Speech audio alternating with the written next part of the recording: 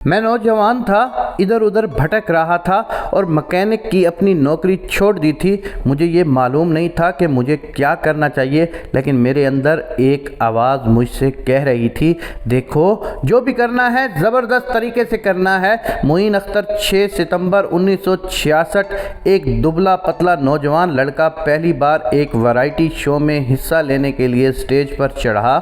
چاروں طرف سے طلبہ اس پر آوازیں کس رہے تھے، لیکن اس کے چہرے پر ناگواری کے تاثرات دور دور تک نہیں تھے۔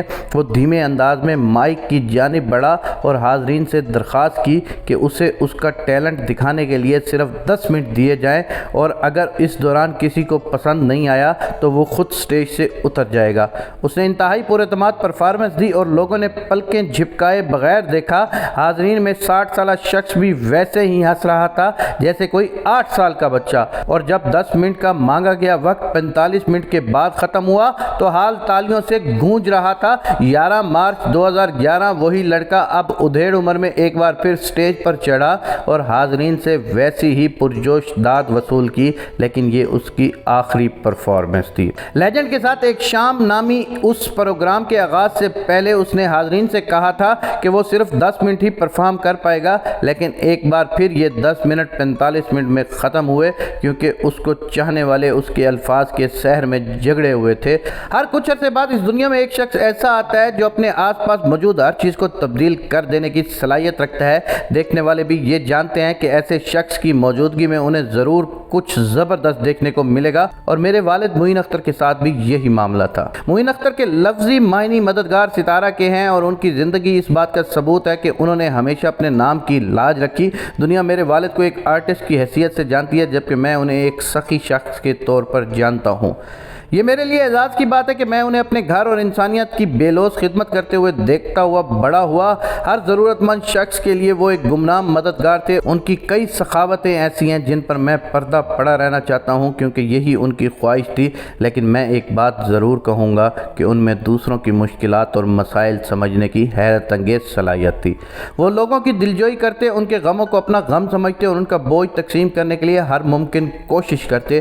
ان کی کرشماتی اور زندگی سے بھرپور شخصیت کا الفاظ میں احاطہ کرنا ناممکن ہے۔ کھل کر مزاح کرنے والے معین اختر پرجوش، خوش مزاج، میل جول رکھنے والے اور زندگی کی نفیس چیزوں کا مزہ لینے والے شخص تھے، جبکہ اپنے آپ میں خوش رہنے والے معین اختر منکسر، خاموش، تنہائی پسند اور چھوٹی چھوٹی خوشیوں میں خوش رہنے والے شخص تھے۔ مجھے یاد ہے کہ جب بھی وہ گھر پر نہیں ہوتے تھے تو گھر میں کیسی بے ترتیبی ہوا کرتی تھی۔ یہ بے ترتیبی شاید وہ تھی جو ایک سادہ مزاج معین اختر سے سٹار معین اختر کے سفر میں کہیں رہ گئی تھی، اور بار بار ان کا یہ سفر دیکھنا ایک متاثر کن تجزیہ تھا۔ گھر میں وہ ایک خاموش اور سنجیدہ شخص تھے جو بغیر استری کے کپڑوں میں ملبوس دال چاول کھا رہے ہوتے، اور گھر سے باہر نکلتے ہی ان کی چال، ان کی بات چیت کا انداز بدل جاتا تھا۔ اگر میچنگ کی جرابیں نہ ہوتی تو سوٹ نہیں پہنا جاتا تھا۔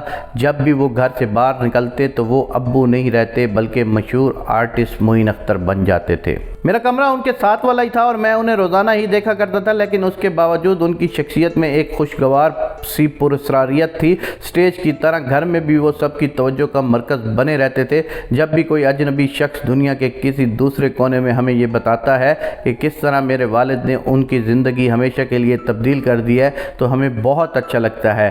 مجھے اس بات پر خوشی ہے کہ میں نے ان کی اچھائیاں خود اپنے سامنے دیکھی ہیں۔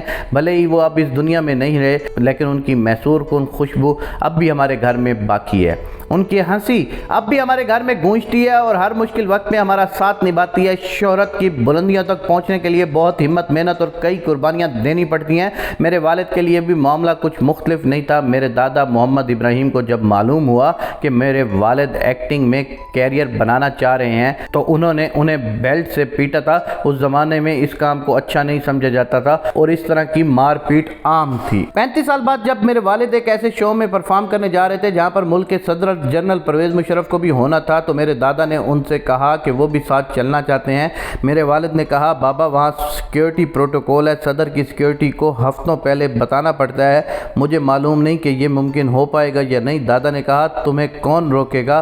پھر میرے دادا میرے والد کے ساتھ شو دیکھنے گئے۔ میں اس لمحے وہاں پر نہیں تھا لیکن میں تصور کر سکتا ہوں کہ میرے دادا کو کیا محسوس ہوا ہوگا۔ جب صدر پاکستان اپنی سیٹ سے کھڑے ہو کر میرے دادا سے ملے اور انہوں نے کہا کہ آپ کا بیٹا اس قوم کا اثاثہ ہے، اپنی ہارٹ سرجری کے صرف 20 دن بعد کینسر کے شکار بچوں کے لیے فنڈز اکٹھا کرنے کے لیے شو کرنا ہو یا ساتھیوں کے واجبات وقت پر ادا کرنے ہوں، اپنی گاڑی بیچنا ہو، اجنبیوں کی مدد کرنے کے لیے دوسروں سے پیسے ادھار لینے ہوں یا چھت پر ستاروں سے باتیں کرتے ہوئے رات گزار دینی ہو، نئے آنے والے کو موقع دینے کے لیے خود کو پیچھے کرنا ہو یا گرم گرم آنسوؤں کو بھرپور ہنسی سے تبدیل کر دینا ہو، ڈھونڈو گے اگر ملکوں ملنے کے نہیں نایاب ہیں ہم۔ یہ پاکستان کے لیجنڈ اداکار معین اختر کی کہانی تھی جو ان کے بیٹے نے ہمیں ایک تحریر کے ذریعے آگاہ کیا۔